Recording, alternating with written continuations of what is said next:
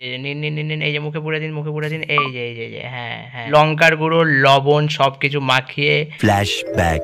So hello guys, চলে এসেছি আরেকটা ব্লগ নিয়ে। তো সকালবেলার খাবার নিয়ে চলে এসেছি। হলুদ, লঙ্কার গুঁড়ো, লবণ সব কিছু মাখিয়ে এভাবে নিলাম ভাতটা, এর সাথে একটা বেগুন ভাজা। যদি সাথে একটা বেগুন ভাজা থাকে তাহলে আর কি চাই, তাই না বন্ধুগণ?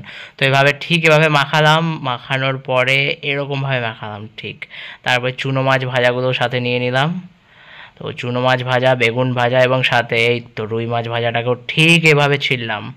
এভাবে ছিঁড়ে, ভালো করে ছিঁড়ে সব কিছু একসাথে মিক্স করে, এই যে এই করসটা ঠিক আপনাদের জন্য। এই যে নিন নিন নিন নিন, এই যে মুখে পুরে দিন, মুখে পুরে দিন, এই যে হ্যাঁ হ্যাঁ, এভাবে নিন।